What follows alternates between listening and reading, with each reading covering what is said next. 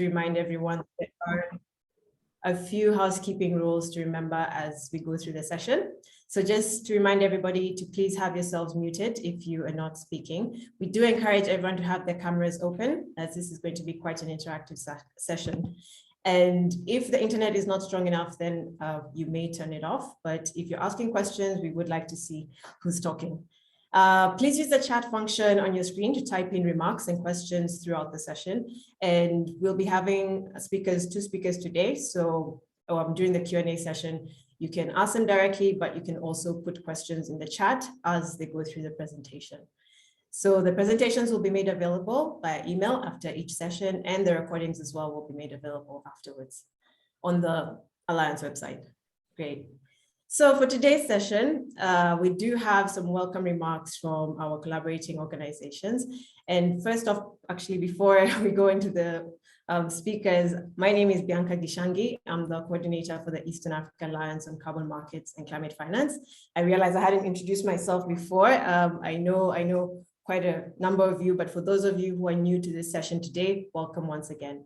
So for our welcome remarks, we will have Sven Egbers, who's the project head of the Global Carbon Markets Project in Eastern Africa today, to open up the session, and followed by Suri Muse, who's also the regional lead for RCC Kampala, which is the host to the Alliance.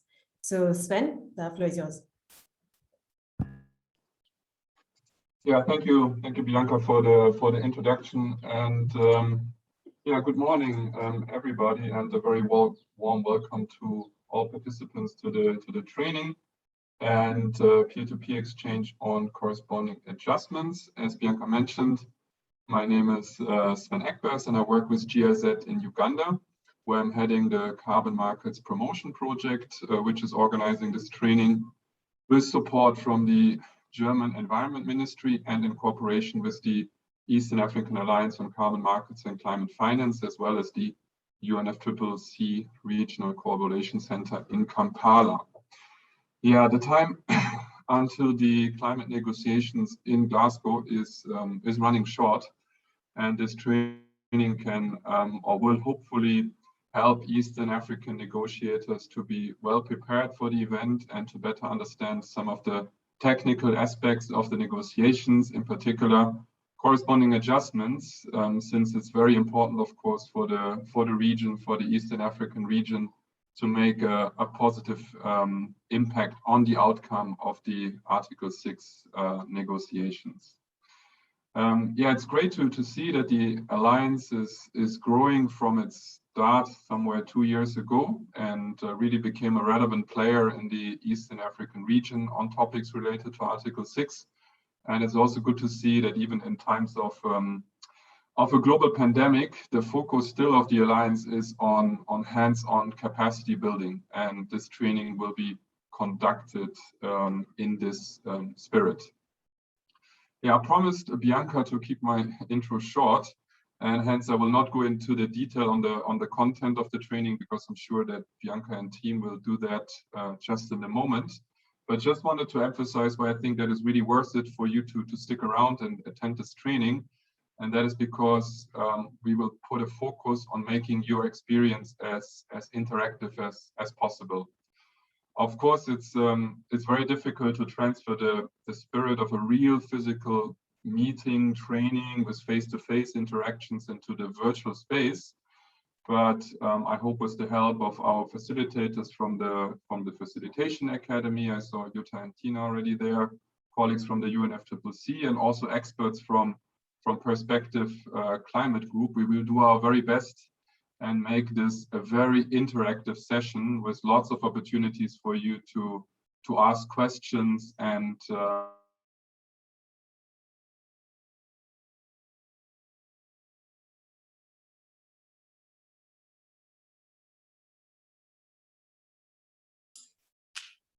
so I think Sven is frozen.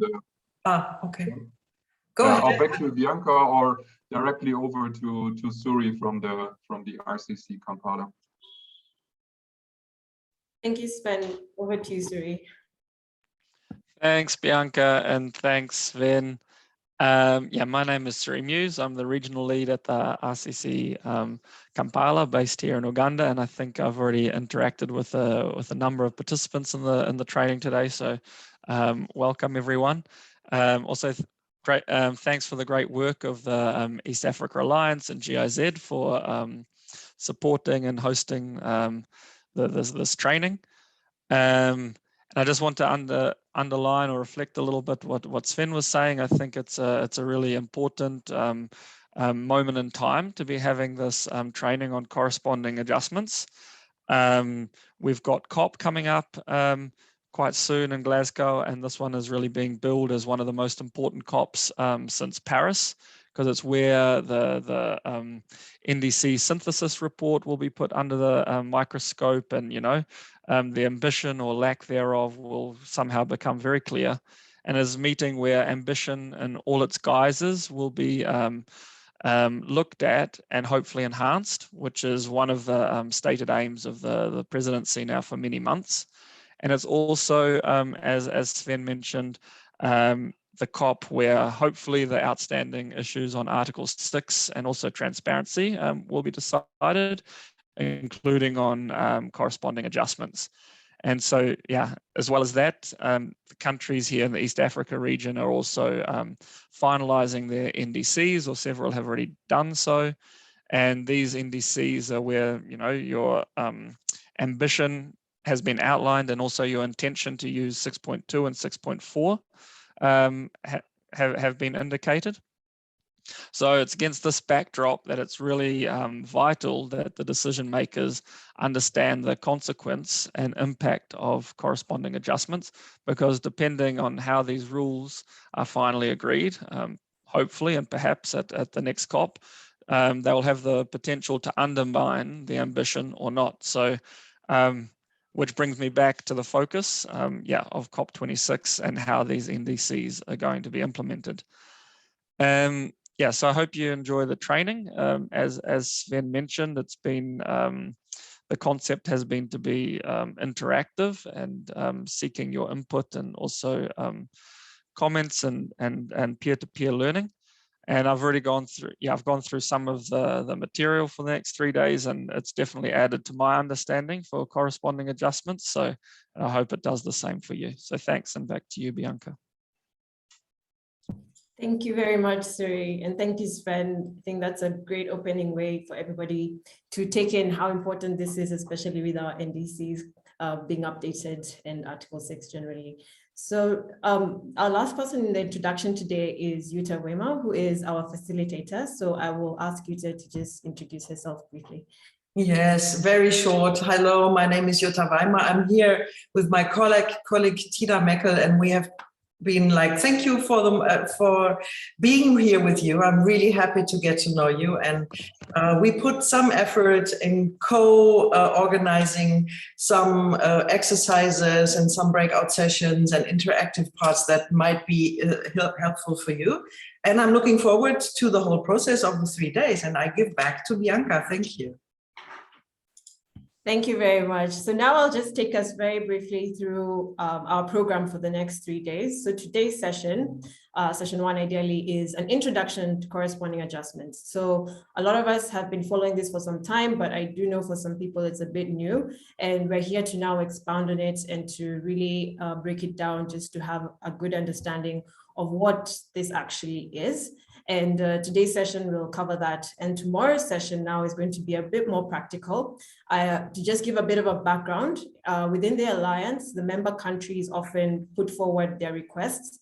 And this was something that was a direct request in the sense of having a template that could actually demonstrate how we can do this. So tomorrow's session will focus on a draft template that's been prepared with exercises which we can actually contribute and go through and give our feedback to see if it's meeting the needs of your respective countries. So it'll be highly interactive and quite interesting to see how we understand these different aspects of corresponding adjustments. Then on the last day, we will have a deep dive discussion on these various aspects that we've been going through over the past 2 days. So going in depth on what we were discussing on the template, but also having a practical case study to look at how African countries are starting to deal with this issue in a very real manner. So that's going to be the outline for the 3 days. Next slide, please. Great. So for today, we've already started with the introduction, as you may see on the screen, and will be followed by a presentation by Amy Steen of the UNFCCC, who will give us a basic introduction into the corresponding adjustments, open issues under Article 6, and the enhanced transparency meeting. What are the expected reporting requirements and expectations for this coming COP? As said by Suri, this is going to be a really, really important one. And as you all know, that Article 6 is the only item that hasn't been agreed on for the Paris Rulebook. Then we'll have a breakout session, which will just try to understand what we got out of Amy's presentation, the key, what we've really understood by that, and then we'll have a short break, after which we will have a discussion on a presentation on the role of corresponding adjustments in the voluntary carbon markets. So this is a very important part for the Eastern African region, because there has been a lot of activity in this area, and Axel Nicolaou will take us through all this. After that, we'll have another breakout session, after which we will a bit more detailed, and then we'll come back and report, and then we shall do a wrap up for day 2. And with that, I will hand over to Jutta, and we can finalize on our check-in. Yes, thank you, Bianca. So now for everyone, I want you to just to take like some seconds to think about one question: how am I today? And what is important for me to take out of these sessions? And this is like, this question goes to everyone. Just take a little breath, and if you want to, you can also maybe look out of your window and just try to find out, well, what brings me here today? How am I today? And what is important for me to take out of this session? And I stopped the screen sharing for a while. And I would just like you to maybe write 1 sentence or 2 into the chat. That is the answer of on the question is, how do I arrive here? How am I today? And what is important for me to take away from this training? What do I want to take out of these 3 days? So just take a second and write maybe one sentence into the chat. We want to hear from almost everyone, or from as much as possible. How are you today?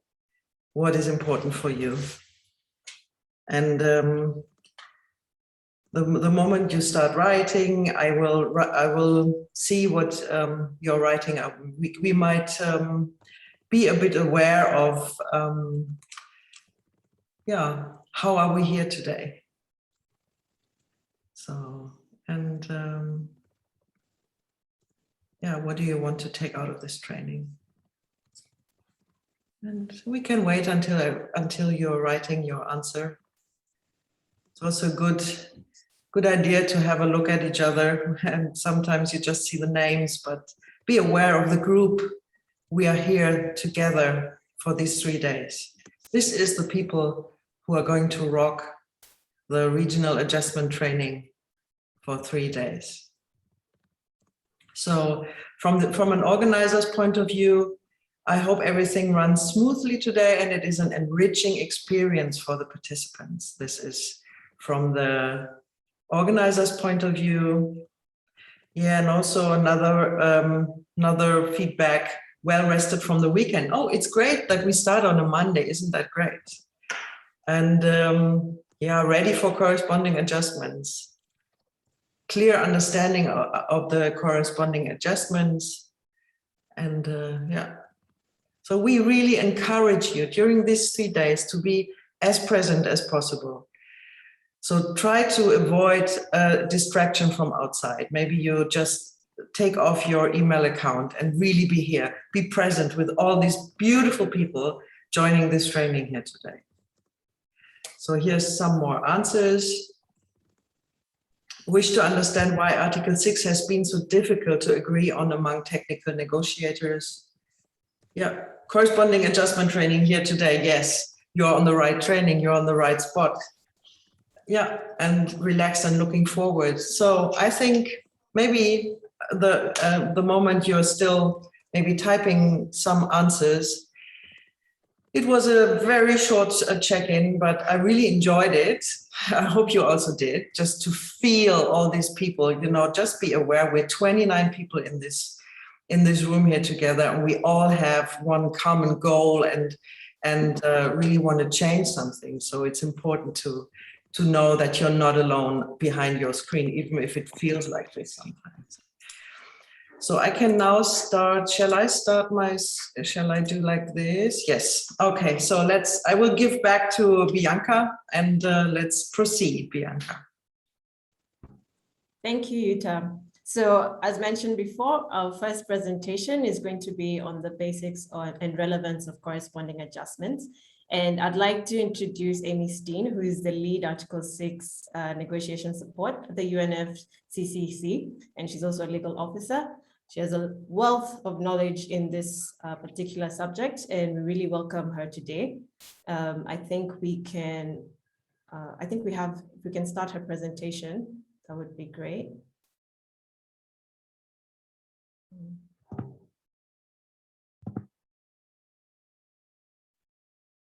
Welcome, Amy. Hi there. Good morning. Thanks for inviting me. Are you going to do the screen share, or shall I share my screen? You may share your screen. Yes.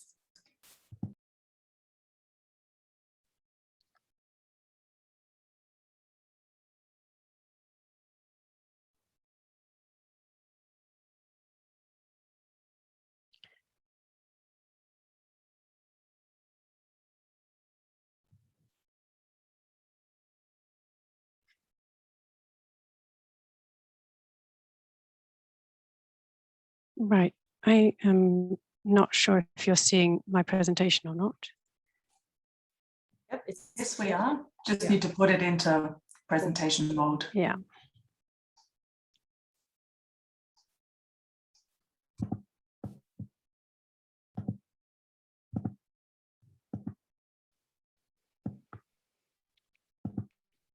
And for everybody else, it's a good moment to take some good air and breathe and remember that you have a body, and just relax a bit until we can see Amy's presentation. Stay with us. Don't move anywhere else. Yeah, now it will come. Yeah, I'm actually, due to the setup of my laptop being naughty this morning. It's fine. Yeah. To actually see the Slideshow, you the know, slideshow button. Yeah. Fun, if huh? you go on the just one down and then to the right, you will have a slideshow. Yeah. Oh. So maybe I know that Tina also has the presentation open. So maybe if No, this should be good now. Here we go. Okay, everybody. I hope you can now see that slideshow. So I'm Amy Merrill-Steen. I've joined you before in the past, some of your colleagues, and I'm really glad to be here with you today as we run into the COP. My functions in the Secretariat have been to lead the Article 6 negotiations since 2015, and I worked on Articles 4, 5, and 6 into Paris, and I've led Article 6 negotiations since, and I'm the legal officer for economic instruments in the UNFCCC regime. So I hope I'll be able to present to you some of the things that have been going on.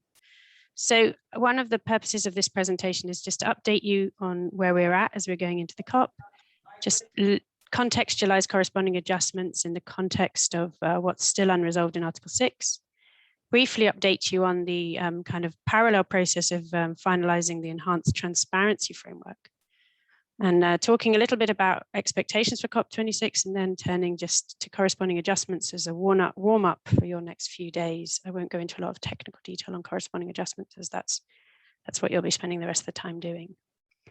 So those of you who've been on this painful road alongside many of us, you'll know that Article 6 was the kind of came in as the concept of markets and non-markets came in fairly slowly into the negotiations for the Paris Agreement, and really only kind of made themselves apparent early in 2015 in the Geneva negotiating text. And then through 2015 accelerated into the very last paragraph adopted, ready, the very last article ready in Paris, Article 6, in a fairly last minute and fairly raw article of the Paris Agreement.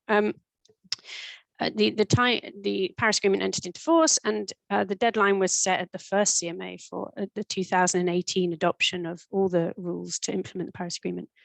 So anyone who had ever experienced the Kyoto Protocol will know that it took a very long time to adopt the implementing rules for the instruments under the Kyoto Protocol that parties have used in a similar manner.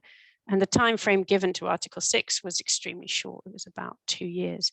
So perhaps it wasn't realistic even back then to imagine that you can implement market and non-market rules in 2 years. Anyway, we didn't make it in Katowice, and other things also didn't make it. I'd just like to put the record straight. We've also got common timeframes, and the registry still pending for implementation and adoption and implementation as part of that implementing package. And in Chile, Madrid, so the COP25 presidency was Chile, hosted in Spain. We got very close to agreement with draft decision text, but again, some things eluded parties, in particular accounting provisions, not so much the minutiae of corresponding adjustments, but perhaps the scope of that. And then, everybody went into 2020 hoping to finally finish this, and since then, COVID has taken over the world. So we are now going into a COP 3 years late on having finished the implementing rules. And that starts to become a story in itself because of the updated NDCs. And the longer it takes to get Article 6 ready and implemented, the harder it is for parties to deploy those instruments, particularly 6.4 mechanism use, in the context of their first NDCs, their updated NDCs. So what are we going to go into in the COP? Sven and Suri have outlined a bit some of the issues. Ambition is obvious, right? We've really got to get there. And the COP presidency has 4 goals for the COP. One is net zero by mid-century. One is about adaptation. One is about finance, and one is about working together, which includes delivering on the unfinished parts of the Paris Agreement. And that's shrouded in the extreme urgency we now face, and ambition is everywhere. The negotiations agenda has particular deliverables. There's the finance debate, and finance is going to be fundamental at this COP, and it will impact Article 6 as it will impact everything else. And so the 100 billion, delivering on the 100 billion, long-term finance, adaptation finance. Adaptation will also need to address issues such as the goal. Transparency, on the other hand, is a rather more technical deliverable, although it still has political implications. And I'll come into that in a moment. And then the mechanisms package, which is Article 6, as we're going to discuss now, but also the question of post-2020 CDM, which you will know if you follow CDM has been a question because of the end of the second commitment period under the Kyoto Protocol and the Executive Board's decision that it needs guidance on how to operate the CDM in respect of emission reductions achieved after 2020, and associated issues that have been long-standing on the agenda of the UNFCCC around the mechanisms will also need to be wrapped up into that package. So, perhaps the takeaway of the goals is Article 6 is a key deliverable. It is not the key deliverable because finance is probably the key deliverable. And what happens in finance discussions, finance negotiations, will likely have a strong impact on the overall success of the COP and also on the success of Article 6, as well as the transparency table debate. So many of you will have followed Article 6. If you're following corresponding adjustments, you probably know everything else. So let me just run through where we're at. So we have an emerging set of 3 top issues, and this is without prejudice to any party's views on what are the major issues. Adaptation financing and the share of proceeds on cooperative approaches is a major issue. It was one of the reasons why we did not finish the negotiations in Madrid, and it is the question of whether the 6.2 cooperative approaches instrument should have mandatory levy for the adaptation fund or for adaptation in the same way that the 6.4 mechanism has provided for. And that goes to the question of the different views of ensuring a level playing field between different instruments. It goes to the question of what the Paris Agreement actually says, and it goes to the question of ensuring incentives for participating in the mechanism as well. So that's a key issue. And it is one of the three issues that has been taken up informally by the COP president, the incoming COP presidency, and what were called the July ministerials. And some of you may have been involved in supporting participation in those events by your ministers. And the second issue in that cluster of three that have been lifted up to ministerial level already this year is the question of what you do with the accounting rules for credits coming from the mechanism that are delivered from activities that are outside the NDC. So for example, if you have an NDC that covers just your waste sector, if you are generating credits from an activity in another sector in your country, is it a requirement to correspondingly adjust for that? As a seller country, do you need to add any transferred units? Do you need to add that volume to your inventory or not? And that goes to a number of different questions about the scope of your NDC and your right to set, as a country, to set the scope of your NDC, to set what's inside and what's outside, and the need also to recognize that the more things that are transferred that are outside an NDC and not accounted for, overall, the less ambitious the accounting framework is under the mechanism. One of the other questions that remains difficult and was a reason for non-completion in Madrid is the issue of the use of CERs, which are generated before the end of 2020 for NDCs post-2020. And that's a difficult question because that's basically early action volume from the Kyoto Protocol that remains uncancelled or unused for compliance under the Kyoto Protocol, but generated by developing countries, and whether or not it should be able to be used for post-2020 NDCs with the relevant impact on ambition and incentives for new action. And that's also a difficult question. It was very difficult in Madrid in COP25 because there was no shared understanding as to what volumes of pre-2020 CERs were around and could be used for NDCs. Since then, a lot of work has been done to try to corral those numbers into more understood ranges. And so that debate has got slightly easier since, but it remains one of the three most difficult issues. There are, of course, a lot of other issues, and I won't spend quite so much time explaining them. One of them is how you set the baseline for the 6.4 mechanism and what that means for ambition, what that means for transformation of the economy, what that means for net zero, and what that also means for making sure that countries are not pushed too hard, too fast, and towards certain sectors and methodologies beyond what they could otherwise do and skip some other activities that are perhaps lower hanging fruit. So that's a very difficult question in the context of net zero, which is obviously increasingly important as we move over time. Overall mitigation in global emissions is part of Article 6.4 design, and the question is how it can be implemented and whether it extends also to cooperative approaches. CDM activity transition is about how that's implemented. It's got less contentious over time, and it's become clear that generally activities that are still active can transition under certain conditions. And another question is how we implement non-greenhouse gas cooperative approaches and the IPMOs and how we account for those. And I suspect you might cover that a bit later. Another question is the scope of 6.2 instruments and 6.4 instruments, and do they extend to avoidance? And finally, those of you who are involved in non-markets will also know that the framework for non-market approaches, there is also contention remaining around the governance structure for that work program. Finally, it is important to tie in your minds that post-2020 CDM operations is also part of this. If we have two mechanisms running ad infinitum, that disincentivizes in participation in both. But at the same time, CDM has a huge amount of infrastructure behind it and a huge amount of investment, and we need to address how that can be dealt with in the future. And the executive board for the CDM has asked for guidance from the Kyoto Protocol parties on how to operate after the end of the second commitment period. So that's where we're at. That sounds like quite a lot, but really it's not that much if you compare to where we started in 2016.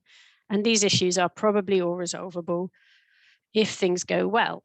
So what is going on in the transparency room? The transparency room is interconnected with Article 6 because it's the framework for reporting, and Article 6 transactions need to be reported. They have 5 work programs. They're quite technical, but there is a political issue in those 5 work programs, that are those first 5 bullets, that relates to the flexibility in the tables and the formats and how far that flexibility extends. And that's something that the parties will need to resolve. If you're claiming flexibility under your reporting as a developing country party, to what extent does that flow into the tables and the formats? Do you, what extra flexibility do you get in that? And that matters because the link is textual in the negotiations as well between Article 6 and the transparency regime, and that's in the structured summary and what we call 77D, which is the provision that links them. So that's what we need to watch there. We need to understand how that room is evolving, how those negotiations are evolving, and those tables and reporting formats are evolving, and the impact they will have on Article 6, and how Article 6 transactions, including corresponding adjustments, are reported. So here we get to corresponding adjustments, and I'm going to go lightly because you've got 2.5 days more of this. Corresponding adjustment, and I'm not going to read out how it works, is fundamentally about environmental integrity. It's about accounting. It's about, if you've ever done double entry bookkeeping as an accountant or in any other form, or you've managed your personal finances, you'll know that you actually need to know that it all adds up. And the issue around corresponding adjustment is fundamentally making sure that it all adds up and that you don't accidentally do things in such a way that you distort the understanding of what you have. So every country has an inventory of its emissions. If you transfer emission reductions away, you need to add that to your inventory, not the actual inventory of your emissions, but to the level of emissions.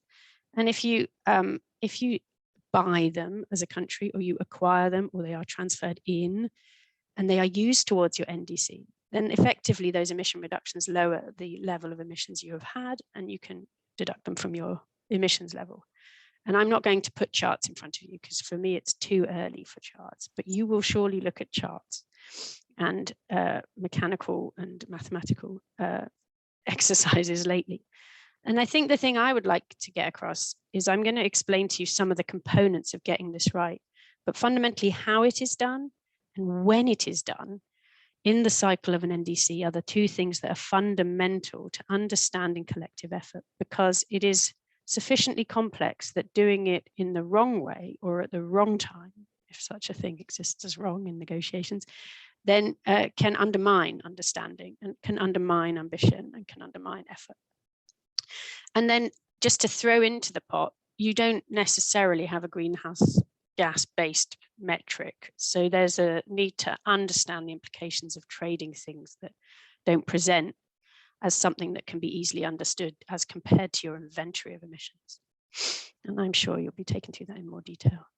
So here's some of the components in the corresponding adjustment. And those of you that are feeling really enthusiastic might want to refer to the 6.2 negotiation text, but personally I find it a little bit early for that. So NDCs, you will know that NDCs can be something that is expressed as a contribution of X in a given year, which is, so 2030, my emissions will be down by X% in these sectors. And that's a single year NDC. A multi-year NDC is when you say you're going to do something over time by a point, right? And the difference in the 2 is quite critical for accounting, because the obligation of effort for a single year NDC sits only in the year that is named. Whereas if you have a multi-year NDC, you're expected to take that effort over time. And then I've explained that you have NDCs that have different metrics, but you also have NDCs that have different coverage, right? So some sectors are covered and some not. Some gases, some greenhouse gases are covered and some not. And we all know that one of the really challenging things about understanding the impact of collective effort through NDCs and the updated NDCs is the diversity of NDCs. So we're trying to design an accounting regime for fundamentally any kind of NDC. And that's and trade and transfers between any kind of NDC. And that's why this is difficult. That's why Article 6 is taking a long time. It's fundamentally far more challenging than anything under the Kyoto Protocol. Now, where we came out in Madrid, parties settled on essentially 3 types of method. Trajectories, where you basically step out the curve towards your NDC achievement. Budget, where you allocate an amount over that time, and averaging, where you essentially look at what's going on over time in a rolling method, and you discover you account based on averages of action of transfers. And each of those 3 needs to be kind of nuanced and modified for whether you have a multi-year NDC or a single-year NDC. And you will find that in the text, and I'm sure you will work through that. And I think one of the things that you will be shown in the exercises you do is that the choice of method and the NDC time period matters because it impacts the amount of buying and selling and the understanding of the overall effort. Just adding into that, there's also an accounting question in the texts, and that is increasingly difficult as time passes and will be one of the challenging topics at the COP, around what happens when you are using ITMOs for other international mitigation purposes or other uses. And we have developed a very complicated code speak in Article 6, and this euphemistic approach to communication is now going to make this COP difficult. Other international mitigation purposes is generally understood to mean things like CORSIA and IMO, but it doesn't say that. In 77D, it says other international mitigation purposes than achievement for the NDC. So not achieving your NDC, but doing something else that has an international component. And then other uses could mean anything, but is generally also understood to mean the domestic voluntary markets. And I know that you'll be looking at that later. And since Madrid, the understanding of how this is dealt with has become much more complex. And there are many more questions now about this, the accounting provisions for other international mitigation purposes and any other uses than there were in Madrid. And we can expect that to be something that's quite challenging in the COP. And so I'm sure you will talk about it further. Now, I was asked also to talk briefly about reporting, but I don't want to spend much more time because I'm conscious you're going to be really getting into all this yourself. And so I'll simply say that the reporting of corresponding adjustments is a fairly settled, there's a fairly good understanding of how that will be done. In the initial report, you communicate the method and the metric that you will do cooperative approaches in. Annual information, you record transactions. It goes into the Article 6 database. And then in or with the BTR, annual information is reported again, and the balance from indicative or actual adjustments is submitted. And if you're operating in non-greenhouse gases, information on the annual adjustments goes into that report as well. And then in the last year of the NDC cycle, the BTR for that last year, you basically do a sort of final accounting of transactions and apply a formal corresponding adjustment if you haven't already. So the reporting cycle is also important. And the thing I would say about the reporting cycle for Article 6 is we have quite a complex system of different reports going to different places at different times and being reviewed in different ways. And the important piece to understand is the way that interlinks with the overall transparency regime, so that we have a clear understanding of what each country is doing, and so that the databases and the platforms used to communicate this information are able to match trades in a way that everyone understands that things have been fully accounted on both sides of the equation. And I'm sure you'll go into all of that much more later today. So that's everything from me. I hope this training goes really well. It's always been very fun to come and join you and present stuff to you. And back to you. That's it from me. Thanks.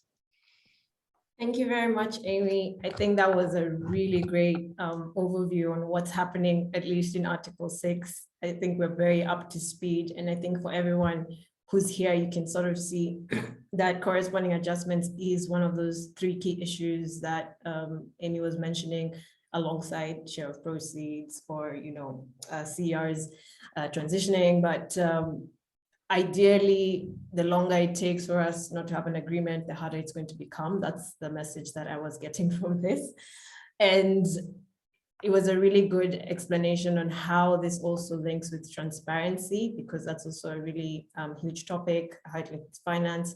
And for those of us who are familiar with the text, there's paragraph 77D. So that's been an area of contention in terms of how we actually go about this. And I know in the transparency stream, they also can't really touch. It's very sensitive kind of area to deal with, but basically these corresponding adjustments will be part of the reporting, as she's mentioned, as part of the BTR. And as she's also given us a very brief background on what these corresponding adjustments are. She's highlighted on the methods. We will go deeper into the methods tomorrow. She's absolutely right on that. The exercises will be quite clear in elaborating on these different methods and the types of NDC, whether it's single year, multi-year. It will become clearer as we keep moving forward. But I hope this has given a very good overview. The handbook we also shared with you has charts, as Amy had mentioned. So if you need further reference to diagrams that can expand a bit better on this, there's a lot of resource material that can do that. And I do encourage any questions that you have as we move along, please put them in the chat. We can, if anything comes to you as we keep moving, please feel free to ask us. Also raise your hands as well. But I think for now, I can't see any questions, but this is definitely a lot for everyone to at least get familiar with. And I really thank you, Amy, for giving us this really good overview. Yes, thanks so much. I would like to hand over now to Yuta, who will take us through the next exercise. Thank you. Yes, thank you. Thank you so much for this interesting input, Amy. And thank you. Sorry, Yuta, sorry, just one question from Axel. I think. Okay, yes. Yeah. Yes, go for it. Yes, thank you very much. And thanks, Amy, for being crystal clear regarding the crunch issues. I would have a question regarding the role of the country groups in the negotiations about Article 6, because of course, compared to what we've seen in the Kyoto Protocol, where the negotiations about cooperative approaches, market mechanisms were dominated by the North, nowadays we see a lot of engagement from the South. So would you have any observations that might be particularly relevant now to the participation here from Africa, from mainly LDCs that could be relevant for the COP26? Thanks. Yeah, sure. And thanks. It's a nice question. That's right. I mean, many things in the UNFCCC polarize along well-known lines, and Article 6 is really quite different from that, because Article 6 is a really, it's a really personal issue for every country, if I can put it like that. How you want to encourage activity in voluntary cooperation, markets and non-markets in your economy is really up to you based on your NDC. And I think what's really interesting is that you see it's really important that countries take ownership of the opportunity and decide for themselves how they want to shape that engagement within their economy, and make sure that their NDC works to help that. And because a lot of countries have understood that, it's Article 6 doesn't fall along group lines in the way that many other discussions do, because everyone's economy is different, even if you're in a negotiating group with other countries, right? Every country has its own easy action, difficult action sectors. It can regulate sectors that are more difficult to regulate. So I think one of the really important things, just from a kind of, I suppose, domestic policy perspective, is to make sure that the group you're in is understanding your domestic needs and interests, and that you're engaging in your group, in the delivery of your group's position. So here the African group and LDCs, and making sure that it responds to the needs of your country as well as just the group generally. And and particularly, I think in Article 6, the role of the African group and LDCs is extremely important at this COP, because I think the opportunity to shape the market to actually be transformational and also reach economies that have that are not massive economies in many cases, is really important. The 6.4 mechanism in particular needs to respond to the needs of countries that do intend to use it. There are many countries that have very strong views on it who will never use it. And I think that, very important for every country is to make sure they know what they intend to do, so that they know that the instrument they get at the end of the COP is one they can use in the way they want to. So yeah, I mean, that might be a slightly controversial statement, but I do think that countries intending to use the instruments need to be very clear about what they want them for, and not be drowned out by countries that have no interest in using them in many ways. So yeah, that's my very personal view on some of the issues at this COP. But thanks for the question, Axel. Thank you. Thank you, Amy. I think that's really well said. And since we have so many different countries with us over the next 3 days, really internalize all this for your own national coordination as well. It will be really, really important. Like it's bottom up when you're going towards your negotiating groups. So I'll hand over now to Jutta. Yes, thank you. We now want to invite you to meet some of your colleagues here in this group, and we are now 33 participants here in this room, and really to get more into contact with each other and to get to know each other a bit, but also like really share thoughts, ideas, feelings, questions.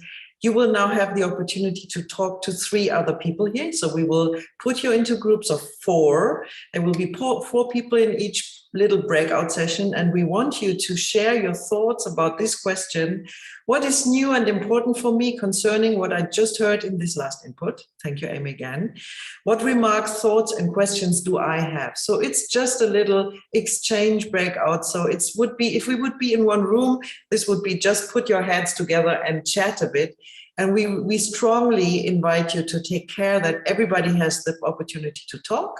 So it's about like 1.5 minutes per person. You will have 6 minutes, and then there will be a short period of coming back here in the main room. And if you have never experienced being in a breakout session, it might feel a bit awkward, because in a few seconds, Tina will just guide you into a breakout session, and the whole screen will just collapse for a very short moment. And then suddenly you will find yourself in a virtual little space with 3 other people. And if you're alone, just relax a bit. Sometimes people take some more time to arrive in the breakout sessions. So just elaborate on this question for 6 minutes. And once you come back, we will have a little sharing session here before we go into a little break. So I would say, like Tina, we sometimes say beam me up, Scotty, for those of you who know Star Trek. And enjoy your little breakout session. And yeah, you can also say who you are at the beginning, but don't put too much time on that. Start talking about the question. What do I think about the input? What questions, feelings, thoughts do I have? So, and I wish you a very nice conversation, being back here in about 6 minutes. Bye-bye. Now it goes. Let's see how it works. Brutal to cut you off.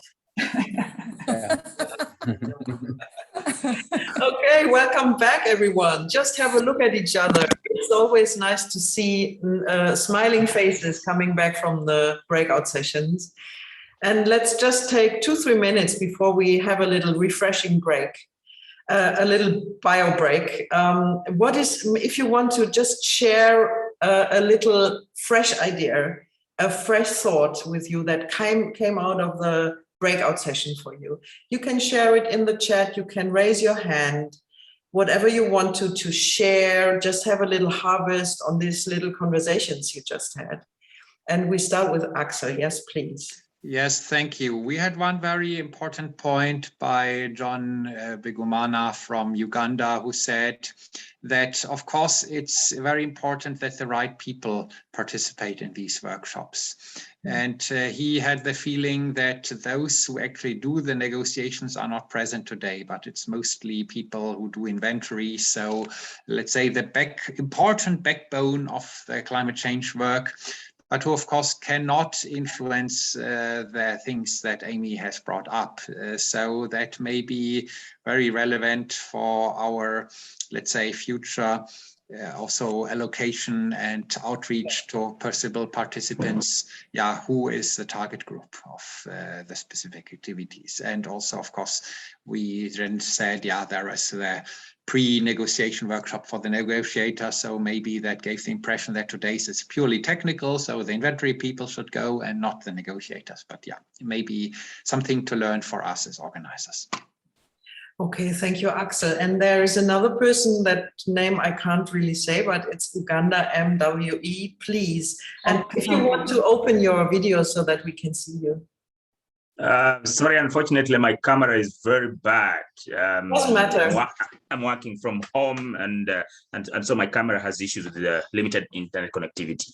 My name is Bob Kazungu. I work with the Ministry of Water and Environment in Uganda, and I'm part of the Red Plus Secretariat, core member of Red Plus Secretariat, and the coordinating reporting for technical annexes to the BR, BTR now, and other issues to do with forestry, part of a follow group for GHG reporting, and I'm happy to be here.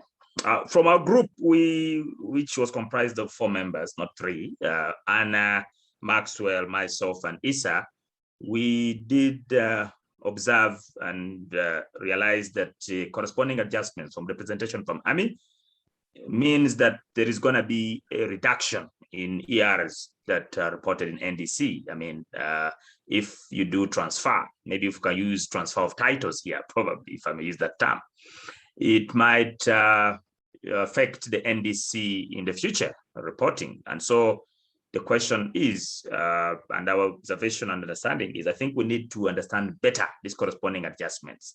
And we believe that the African group of negotiators is very important in the negotiations for this issue of corresponding adjustments, because we know that it can actually affect what you report in the NDC later if you do a transfer. So it's an issue that requires very serious negotiation for especially the African countries that have quite a bit of ERs to deliver when they're selling. So of course, other issues coming like nesting of projects and things like that later. But I think it is something that we need to understand better as a group in Africa. Thank you very much. Okay, thank you. And Bianca. Great, thank you. I think I'll just do an initial response to some of the comments that were said. And it's true that definitely for negotiations, we're not having a core negotiation session right now, but we will. And what happens is this is a session which will inform that one. So by the time we're getting to the negotiations training, there needs to be a very thorough understanding about the whole issue of corresponding adjustments. And so I think maybe not to be too worried, even if it's technical people, because nationally, it will be the technical people who also inform on the national position, right? So after this session, there's a lot of discussion that needs to happen so that when you're actually going to the negotiation training or you're going to AGN strategy meetings, you're very clear on what all this means. So just for everybody to know, we're hoping that please, if you're joining this session, that you will also join the negotiators session in October.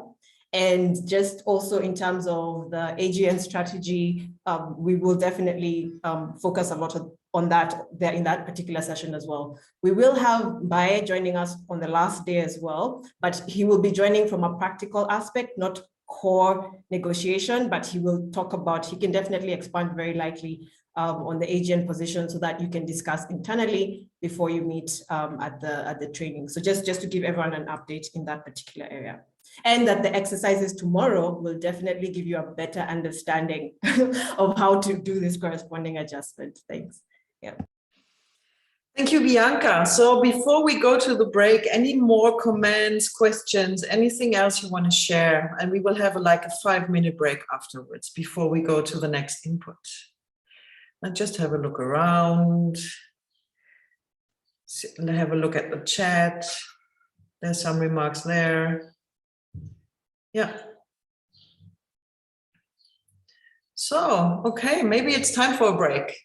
And we strongly, really strongly invite you to have a real break. So open your window, take some fresh air, take some movement. Don't stay sitting on your computer watching your emails.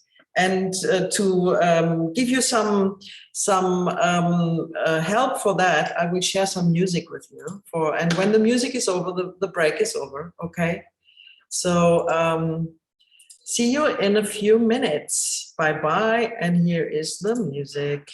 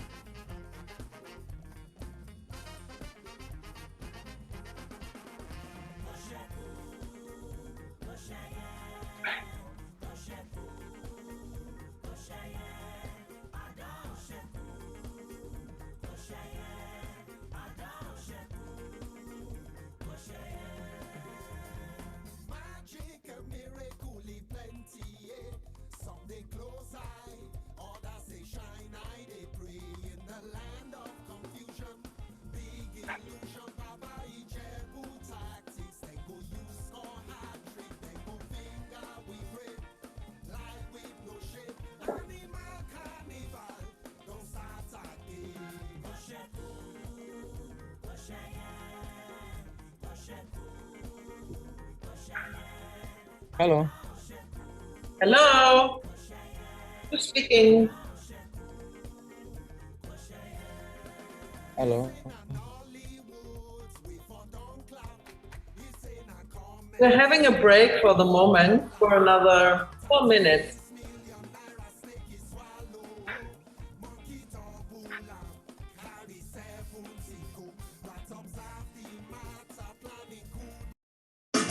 The only way to leave the millions that chase out your heart.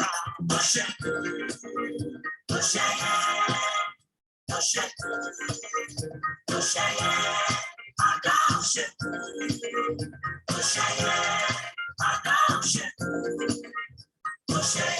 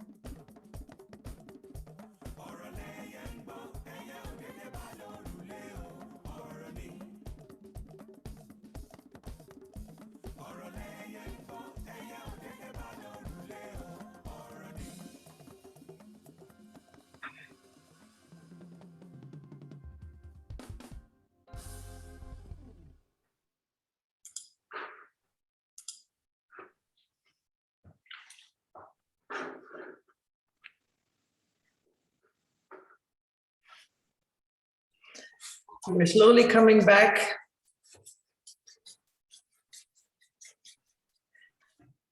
From the break. And I'm shaking a little bit.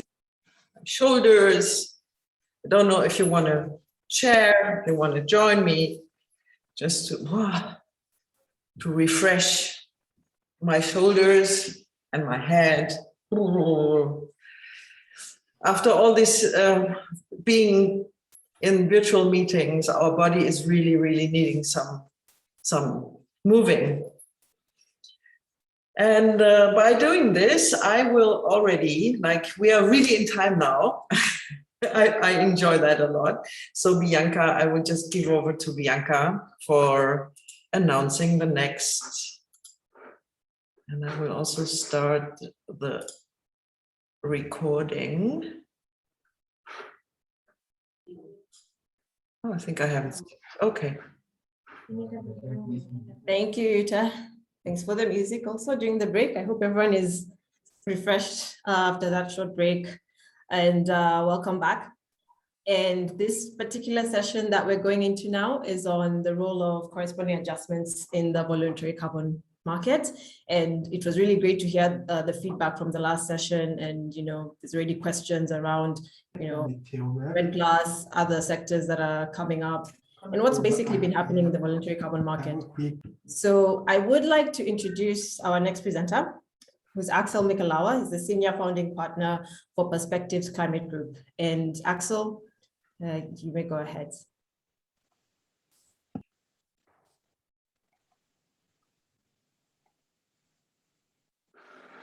Thank you very much. I hope that you see my slides and you hear me, right?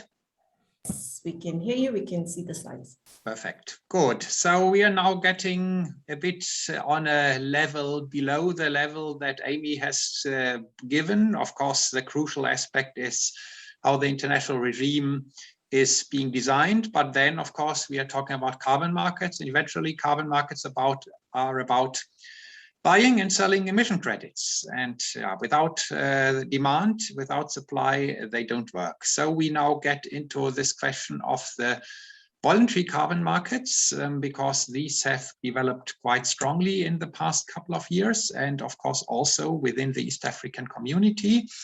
So just for those who don't work on carbon markets every day, as we've heard in the last breakout group, so the voluntary carbon markets, they relate to activities that are not driven by national level targets, or also not driven by national level policy instruments that are mandatory.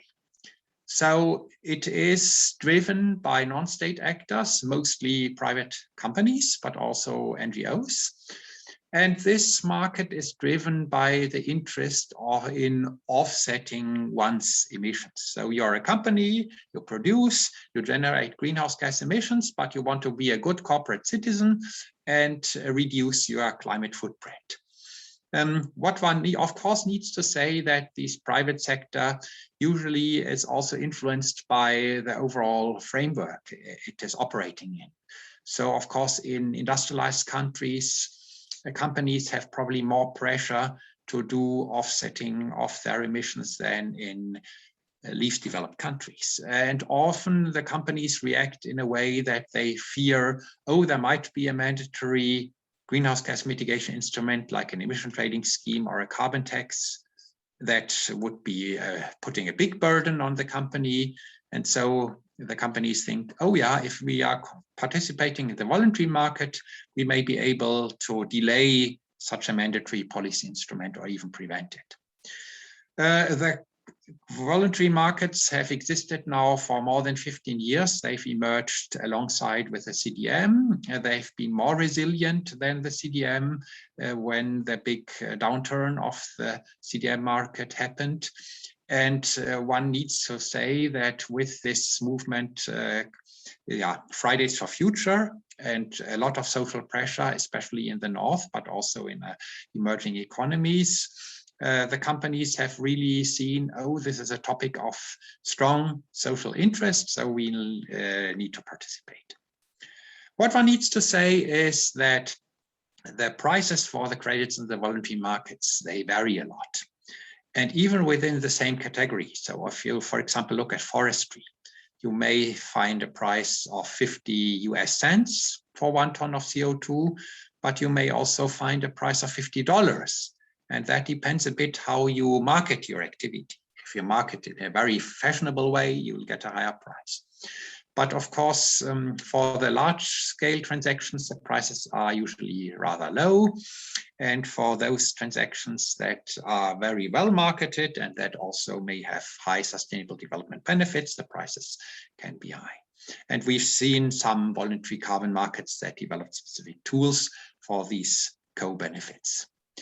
What one needs to say is, of course, voluntary markets being voluntary, they don't have regulation. So the regulation has developed bottom up. You have some private standard bodies like Gold Standard, like Verra in the US, and some of them are relatively stringent, like the Gold Standard, and others are doing bread and butter stuff, and they don't really look that strongly into the quality of the credits. So one needs to be very careful what type of voluntary carbon market you're talking about. So now looking into what has been done in Eastern Africa, we had a look at the various voluntary carbon market actions that exist. And Eastern Africa is very active in the market. It's much more active compared to what we saw under the CDM. So almost all, one exception only, East African member countries, they have activities under the voluntary carbon market. And there have been almost 38 million credits that have been issued. Again, much, much more than have been issued for East Africa under the CDM. You see the comparative shares of all the countries. You see that Kenya, Rwanda, and Uganda are the front runners, then followed by Ethiopia and Tanzania. And of course, now, as I said, it depends which of the voluntary standards is being used. So the Gold Standard, which, as the name says, wants to be the highest quality standard under the voluntary market, has 170 projects in the region. It has an issuance of 17 million, again, very significant share of what the Gold Standard has developed to date. And there are two main categories of activities: the energy efficient cook stoves and forestry and land use related activities. So it's clear that East Africa is leading in the world with regard to cook stove projects. And of course, these are projects that currently are having a good demand for the credits and also relatively high price levels. If we look into the second, essentially the globally largest category in the voluntary markets, there is 38 projects registered, so significantly less than under Gold Standard, but they are large. So also the issuance reaches almost 20 million credits. And of course here, by far, forestry related activities dominate. We have a bit of energy, but not much compared to the global distribution of these VCS projects. And then we have Plan Vivo, which is a small standard globally, but which is focusing on forestry. And again, there are 5 projects, and for forestry levels at Plan Vivo specifically, the issuance is quite high, almost 2 million credits. So one sees that the region is very active in the voluntary market. So it's crucial to understand what could happen to the voluntary markets under Article 6, and also how this question of corresponding adjustments is related to the voluntary market. So now Amy has mentioned this UNFC code language of other international uses and other uses. So here we talk about what she called other uses. So that's the kind of lingo for voluntary markets. And of course, we now have different types of what is called use cases of carbon credits under these voluntary markets. So the first use case relates to offsetting. So you are a company that has emissions and you want to say, well, we are no longer responsible for those emissions because we have bought carbon credits and these offset our emissions. So there are now two possibilities for such offsetting. There is offsetting with corresponding adjustment, which means that these carbon credits are not being used by the host country of the activity. And there would be the second way where no corresponding adjustment is being done. So it means the host country essentially retains the possibility to use those credits. And then there are three other use cases where we don't talk about offsetting. So essentially it means there will not be a use of the carbon credit. So the carbon credit can still accrue to somebody else. So the first use case would be a contribution to international climate finance. And now I need to make some explanation. How does this relate to our carbon credit? It relates to the carbon credit because it is said that international climate finance is public finance, which is going through the multilateral development banks and the bilateral agencies, but also financing that has been mobilized by public action. So one could say, okay, a government mobilizes here this voluntary carbon market action. And therefore, if a company now pays something for these credits, but is not using the credits, it is contributing to international climate finance. At first glance, it looks a bit weird, but one can make such argument given the characteristics of the Paris Agreement system. And then, of course, we would now become more specific. If, for example, you have a company, let's say in Kenya, a company which is exporting to, let's say, the north, so it wants to make a case that is a good international climate citizen, it could say, we contribute to the NDC of Kenya. So we finance something that leads to emission reduction in Kenya. It is helping the NDC, and this is our contribution. And finally, the, let's say, most fluffy use case would be company level contribution to corporate social responsibility. So we are funding something that has benefits for the global environment, and that's it. Just again here to show this in graphic terms. And I want to really thank my colleague Hanna from Finland, who has done this beautiful graph.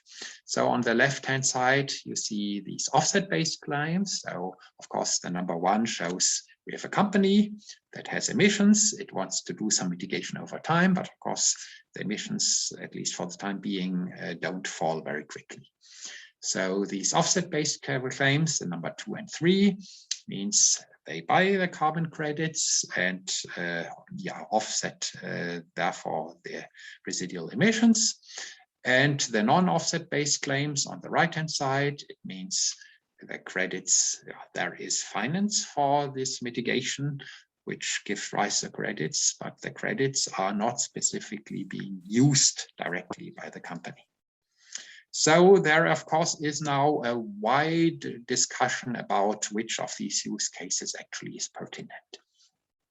And that, of course, relates now to the question of corresponding adjustment. If the buyers actually say these finance use case, we don't really think they are relevant, they will want voluntary credits that have a corresponding adjustment. And that, of course, means that the governments of the host countries need to now think about how do we want to participate in the voluntary market? Do we want to do the corresponding adjustments? That means we can probably get a higher price for the credits, but it also means we need to get more mitigation somewhere else. So it's a trade-off, and this trade-off needs to be really seen very clearly. So, of course, because it's really crucial to make this difference here, I underline the different characteristics of the offsetting with and without corresponding adjustment. So with corresponding adjustment, it means the mitigation is going through the credit to the credit buyer. No one else can use it. It avoids double counting, so it's fully in line with Paris Agreement. It contributes to ambition raising beyond the NDCs because, it's clear that mitigation needs to come from other sources than the host countries. And we now see various players in the voluntary market focusing on this approach. Gold Standard wants to do it. And we have, of course, also here Plan Vivo says it should be happening as well. And of course, it is also underpinned by statements, for example, like G7 saying all forms of double counting need to be avoided. Now, of course, we don't know what comes out of the negotiation. So the second option is on the table. It means there will be the double claiming. So the host country actually can account for the emission reduction, and the buyer of the credit will also account for the emission reduction, at least in its claims towards the outside world. So it does not help with the ambition increase. And interestingly, the Verra standard on the voluntary market wants to go down that route. It's interesting because also Verra is commonly seen as being less quality oriented than the gold standard. So just again here in a graphic form, so showing actually where is the mitigation counted, is double claiming avoided, is ambition raised, and the eligibility. And of course that is under debate, and now these different players on the voluntary market are fighting it out, and it's being fought with a lot of dust rising, and the interviews between players and companies being criticized. So you'll see more of this in the months to come. Of course, now I want to make one excursus because you've seen that the participation in the voluntary market in East Africa is very strong regarding forestry and avoided deforestation. You know that, of course, avoided deforestation, or REDD+, has not been eligible under the CDM, but is accepted under most voluntary carbon market standards. Well, most gold standard does not, but yeah. And of course, we are seeing now emergence of new standards for voluntary carbon market, especially in an upscaled way. So it might well be that the voluntary carbon market will be the key outlet for avoided deforestation. We don't know yet whether avoided deforestation will be eligible under 6.4 or not. So this is still open. What is also important is that, of course, REDD+ has its specific article, Article 5 under the Paris Agreement. So we see that these various, hello, do you hear me? Okay, so these various aspects need to be taken into account. So of course, if REDD+ is now fully considered Article 6, then it means that the corresponding adjustment rules for Article 6 need to apply for REDD+ as well. Then of course, a critical aspect that also needs to be taken into account is the role of the host country. So currently, the host country has an important role in authorizing ITMOs, and of course, now this authorization may need to be differentiated into the purpose for compliance, then the other international purposes like CORSIA, and the third one would be other purposes, the voluntary carbon market. So of course, it is very important that in your institution setting, you are aware of these three aspects, and that the body that does the authorization is careful in how broad the authorization is being framed. Of course, again, probably no authorization will be done before the rule book is clear, but it is important because in the context of some bilateral agreements, these questions of authorization are important. I know, for example, in the context of Ghana, the Swiss agreement that Ghana has been doing is clearly stating that all the transactions under this agreement should trigger corresponding adjustment. And it's clear that Switzerland is now marketing these bilateral agreements as a key role for the voluntary market. So yeah, watch it. And of course, one interesting trend is coming now in Latin America, where the NDCs are stating clearly that all mitigation belongs to the government.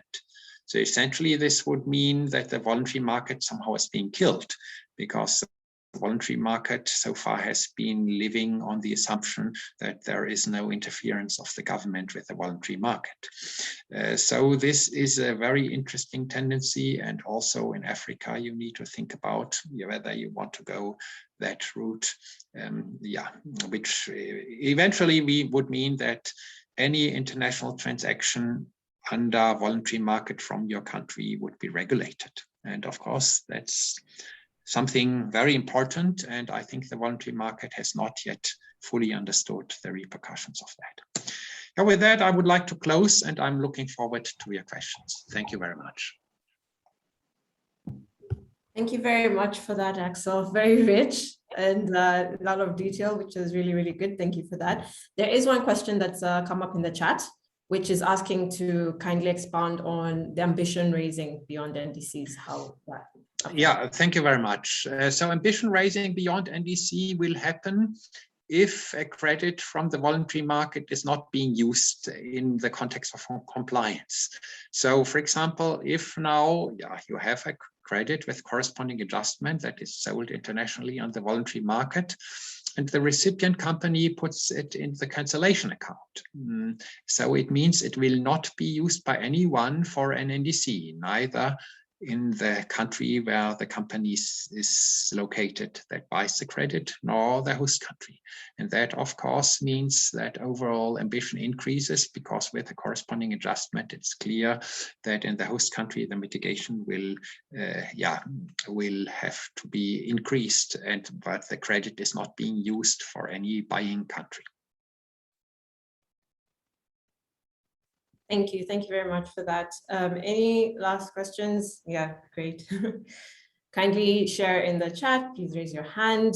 But in the meantime, I think we'll also start preparing for the next session. But I think just to wrap it up in terms of what he's mentioned, there's a lot going on within Eastern Africa. There's been a lot of activity, and there's also, he's given a breakdown on what's been happening with REDD+ as well.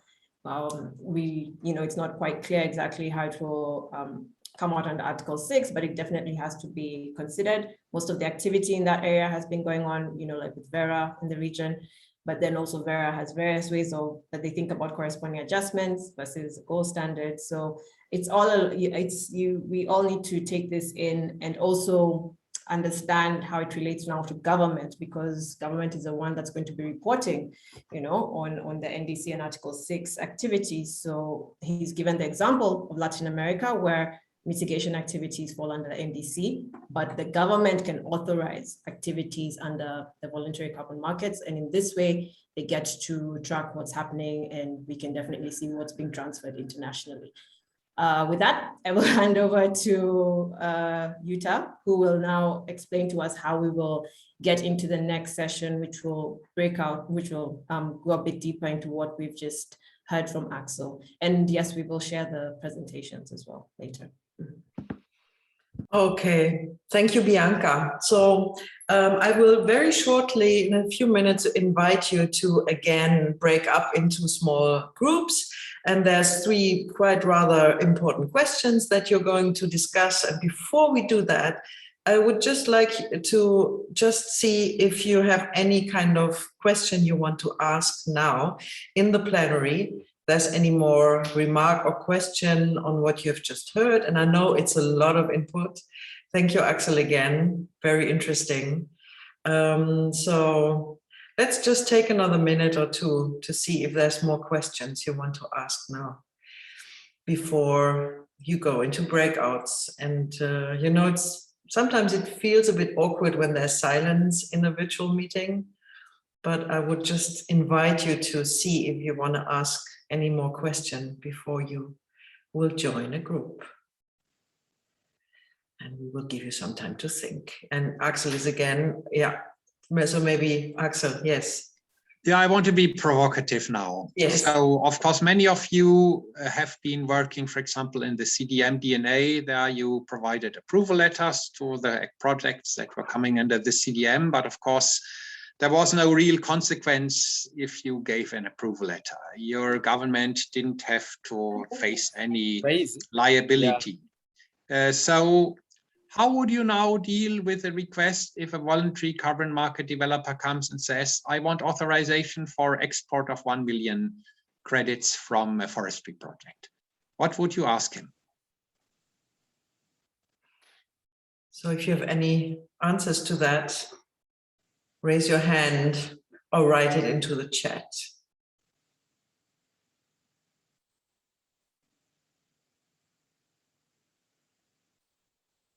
And it's fine if it takes a while, because it was a big question. Yes, Bob? Yeah, it's I your... would, yes, great. I would think firstly ask, ask the person requesting for that authorization as to whether they have undertaken sufficient analysis, first of all, for the feasibility, but two, whether which kind of pathway, transaction pathway, are they exactly going to use in that transaction, because that is very important. We have the corporate social responsibility element, we have the corresponding adjustment without necessarily transferring completely the title. And so I think those are the two critical questions, because it then will guide me in government as to how to, to deal with the response. Thank you. Thank you, Bob. Any more remarks, any more suggestions? What questions would you ask? Yes, George, go on. And thank you. I think I would more or less take the route of Bob, basically trying to understand the direction in which the transaction will end up. Because ideally now, with a lot of uncertainties around the issue of corresponding adjustments. Sorry. Go on, George. Fine. Yeah, I think any other country wouldn't want to find themselves in a scenario where they can't be able to explain some of their pre-advanced commitments they sign into. So of course there would be one or two due diligence actions to understand how that would likely impact on the country's ambition in the NDCs and how the said credits would be used in the long run. Yeah, okay, thank you, George. And John.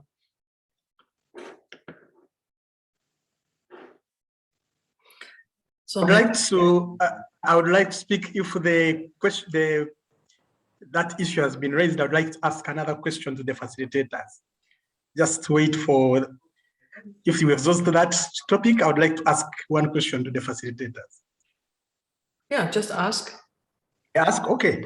To the facilitators, what would you advise a country at this stage when we are like in transition, we are trying to understand how these things are going to evolve, how the negotiations will be, and initiatives in the country to develop a voluntary carbon project? Would you tell them to put it on hold? Would you encourage them to continue working as we wait to see how things evolve? This is an important question. Thank you, John. And I think this question goes to the whole team, or maybe to everyone. And Axel, yes, please. Yes, you should definitely not discourage them and say, look, what is important is that you explain to us why is, for example, the activity additional. That means it would not be just plain business as usual, and therefore it would make sense to sell it internationally because it doesn't, let's say, impinge on the potential to mitigate in the country further. So that would be one extremely important aspect. And then also, of course, you would ask them, which segment of the voluntary market do you want to go for? Do you want to go for gold standard? Because then it's clear they will need they will need corresponding adjustment. And then it would mean there, of course, you as a country may not be able to pronounce yourself yet because you don't know for which transfers you need to do a corresponding adjustment, for which one not. So there you would say, Okay, there we need to wait until the COP is over, until we have a clear view of the rule book.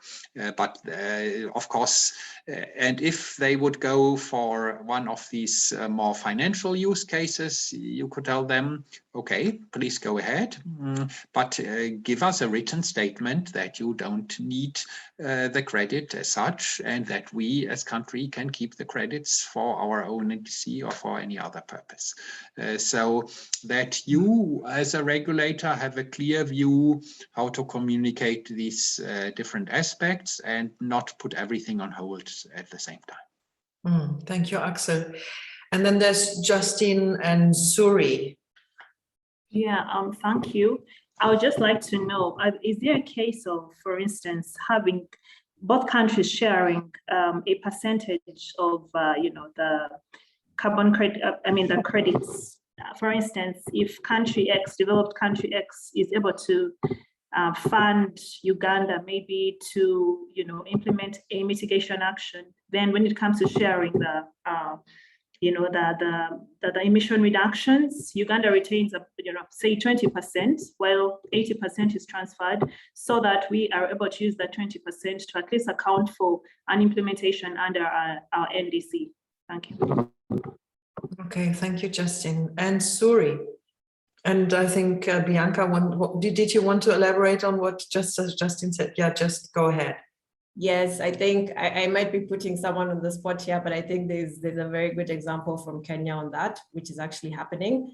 So under the JCM, which is the Joint Crediting Mechanism, which sort of is seen as a pilot as well, but has also existed for some time in the Kyoto regime as well, but it's looking to go into the Paris Agreement as well. So in Kenya, they've successfully had projects that have been issued where they have had sharing, and I will leave it there. But if the responsible person from Kenya would like to say something, that would also be great so that they can hear from you. Yeah.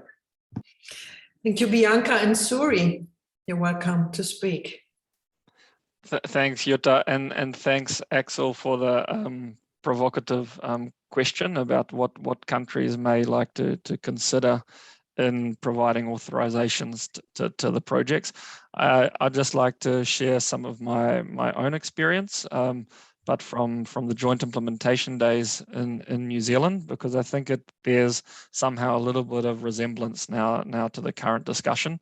And something that we put a lot of emphasis on, and I didn't actually hear any of the respondents mentioning, was on additionality. So to really put a lot of emphasis that the activity or the activity in those days was additional. And then also another key consideration was to look at our projected emissions and then the target under Kyoto as well, and to see if there was a surplus really there to sell overseas or to transform into ERUs. So yeah, that was a second very important consideration. And then just the last speaker touched on it, which was very nice. I think you call it sharing. I'm not sure what we called it exactly in those days, but an emphasis was put on as well this sharing concept, that some of the that preference would be given to those project developers that could come up with some kind of sharing agreement, and those that were sharing the most would somehow be considered the most favorably. So if a project developer came and said, okay, we could we could take just 70% of the units and 30 stays with on the government side, that would somehow be seen more favorable compared to a project developer coming and saying, oh, we'd like to take 95%. And the government gets to keep 5%. So there was a bunch of eligibility factors that would be considered, and the sharing part became more important towards, the latter phase of JI in New Zealand, which has some resemblance to the situation here. So yeah, thanks.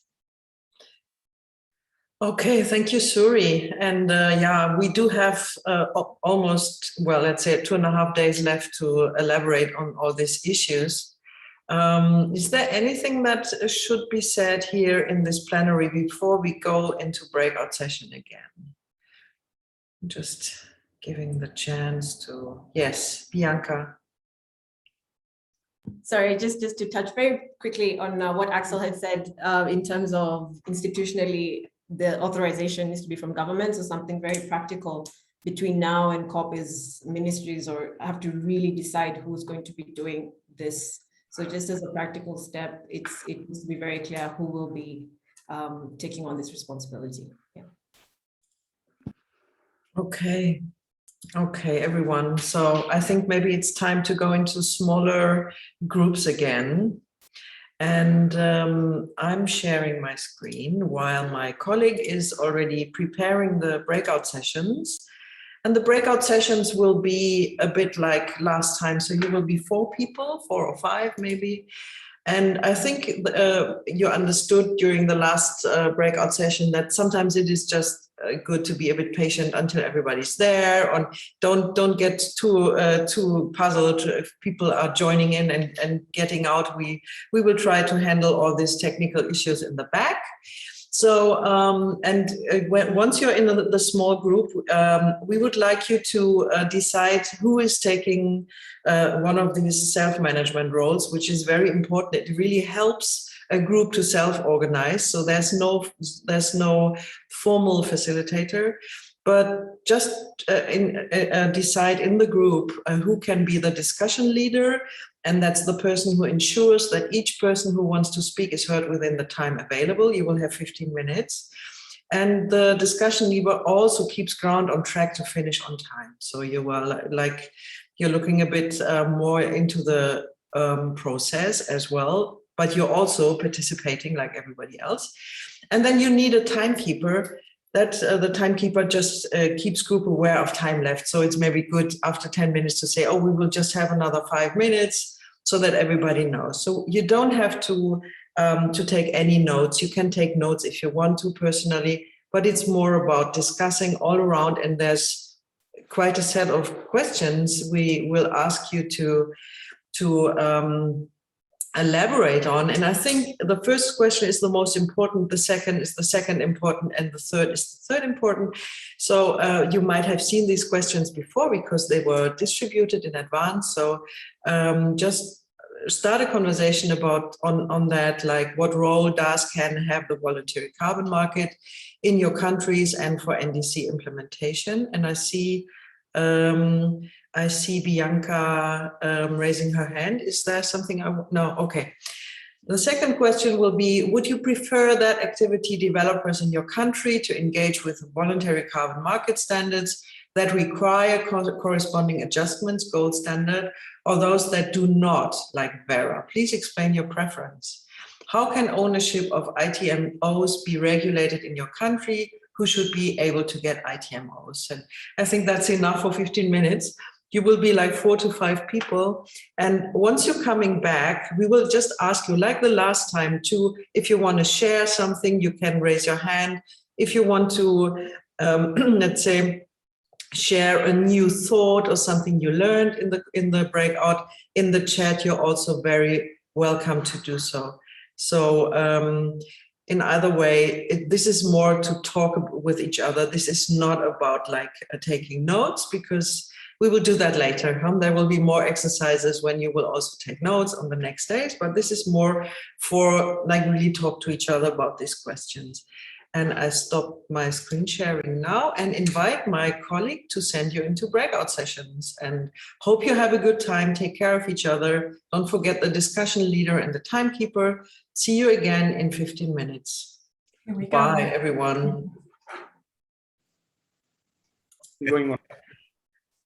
Hello, welcome back to our main plenary. And we saw that there were quite big groups and small groups, and we also saw and experienced that people were dropping in and out. So I hope you had a nice process and you had a good conversation. And so I don't know if you remember who was in which group, but it doesn't. We don't have to go group wise. But maybe if you want to share some ideas or give some feedback into the plenary from your breakout session, you're very much invited just to raise your hand, and we will give you time to speak. And we have about like 15 minutes for this, so we can go into discussion in the plenary as well, and this is highly appreciated. So, Bob, go. Thank you very much. And be short and crisp. Yes. Yes, my group had Axel, Sam, and then Rita, who dropped out, maybe due to internet connectivity. And we did very quickly update ourselves on the fact that Sam and Bob are working in the forestry, sector in Uganda. So we do pretty understand each other. Then Axel was with us in that group, and I was asked to, to give the feedback. So here I am. Yes, voluntary carbon markets play a very significant role in Uganda, for example. And we said that if you look at the carbon and non-carbon benefits that accrue from the voluntary carbon markets that we have in the country, I think there's no doubt that VCM is extremely important. And it's touching base with the communities. It's targeting real places where the rubber touches the tarmac. And also, of course, encouraging people to undertake restoration with the understanding that many of our countries have made commitments to the Bond Challenge, the Afri 100, and other national commitments. So with a mechanism that can encourage people to restore and plant trees with the hope that they can have a benefit, a financial benefit, I think to us is extremely welcome as a country. So we have no doubt that VCM markets are extremely important. And of course, with the NDC implementation, we have observed in Uganda, and I'm very sure other countries, that VCM does quite a bit of data collection, supports data collection, which helps also to report under the NDC, and so we think it's quite important that we continue supporting the VCM mechanisms in our countries. The second point about gold standard versus Vera and others in view of corresponding adjustments and our preference. I think for me, coming from the Red Plus side, you know very well that with the Red Plus, we don't have good experience with the gold standard. I mean, we're not yet there with the gold standard under Red Plus, but for Vera, yes, we've interfaced before. And we think also that because we have standard methodologies, we are using, of course, the IPCC, guidelines to do all this. So we think that the quality of the credit, which is a concern for Vera against gold standard, it can be taken care of there, in terms of understanding that, yes, we can go for that. But in terms of corresponding adjustments and the preference, I come from government. I mean, if there is a transaction that it doesn't require to undertake corresponding adjustment, I would go for that very quickly. I would go for that very quickly because I know that then I wouldn't fall into trouble with reporting under my NDC probably in the future. So I would prefer certainly a transaction that does not require for corresponding adjustment. I would. I mean, that is just natural.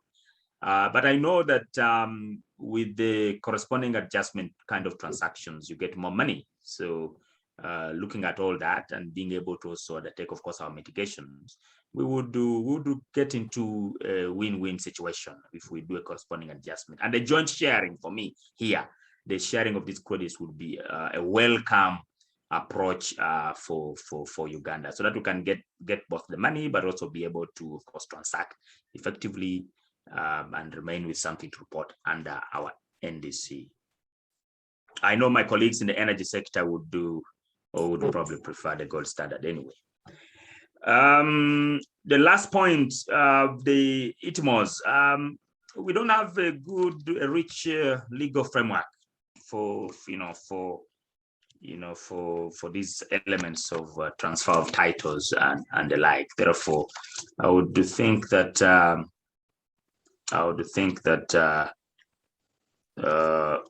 it is something that requires some additional work to be done, especially if we can have a legal framework that clearly describes how we can go through this. Then I think that would be very helpful for us as a country. Thank you very much. Thank you, Bob. And Imelda, please go ahead. We can't hear you so far, Imelda. Maybe you're still muted. All right, thank you. We can hear you now. Just speak.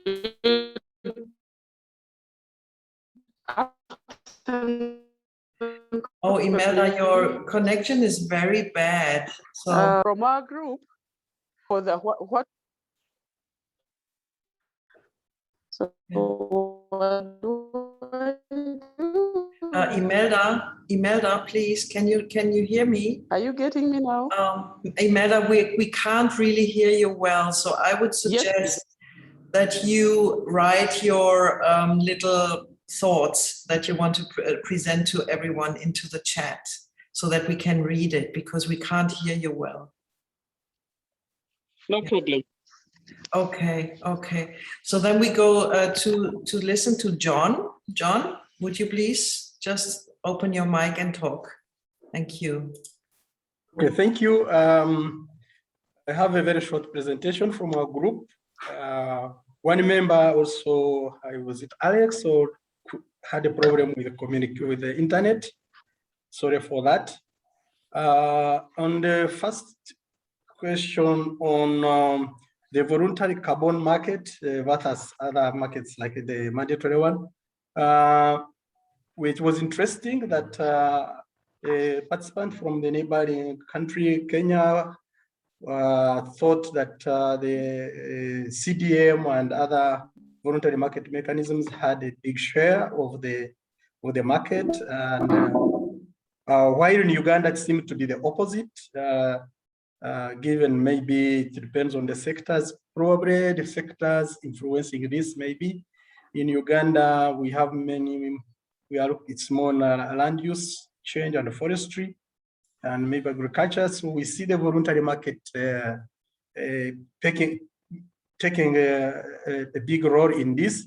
I'm not sure on the volumes, but at least in terms of activities, the voluntary market is very active. On preference, Vera versus gold standard, I think the colleague from Kenya was of the view that the gold standard already has this inbuilt-in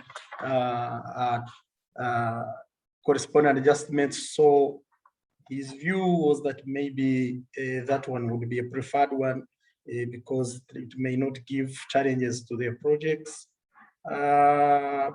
My view, as what I know the sector in Uganda, and also what Bob has just shared, I wouldn't have any preference.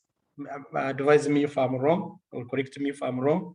I think if the regulatory bodies know what to do, they could also make sure that, and if corresponding adjustments is mandatory, the regulator could also ensure that they are inbuilt in the various standards. I don't think this is a problem. So I have no really preference, but I stand to be corrected. On the issue of ITMOs, I think it seems to be new to all of us. It's very difficult to make comment.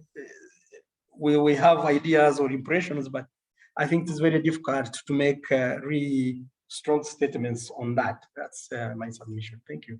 But the members of the team, if I missed something, please add, you can chip in. Thank you. Thank you, John. And just we give over to Urbans. Thank you very much, Sina. Yes, my group had, thank you, Jutta, not Sina. My group had Sina, Pearl, and Issa, who dropped out, unfortunately. Yes, most of the discussion was actually emphasizing on the issue that for Rwanda and Tanzania, much of the discussion has been on the CDM projects, and yes, there are legal frameworks in place that regulate the operation of the CDM project. But when it came to discussing the preference in terms of which CDM market can be joined, then we had an agreement that yes, that which has regulations in place in terms of corresponding adjustments would be the most preferred option, because it would in a way avoid issues of double counting. And in that way, it would now instill confidence to both countries and also the independent project developers. So in a way, it would eventually lead to attainment of the NDC for those countries and also the overall aspect of environmental integrity. Unfortunately, we did not touch the other question because of time. Thank you. Thank you, Urbans. And Suri. Thanks, Jutta. I'm reporting back from the same group that Imelda was in, but because she couldn't take the floor, I just wanted to do a verbal report back to give justice to the discussions that we had in our group. Took us a little while to get started, but I think we managed to tackle the first question and a little bit the second question, but we didn't get to the third question. Please, colleagues, if I miss something, just jump in. So on the first question, about what can the voluntary market provide, there was mention a lot about cook stoves and bringing in new ways of doing things. So it was about the financing opportunities, and it was also about in a way the technology transfer. So the example was given on the cook stove type projects that it was also the basis then for establishing standards in that sector. So and basically adopting what was in the voluntary standard for those cook stoves, adopting that as a standard nationally for cook stoves.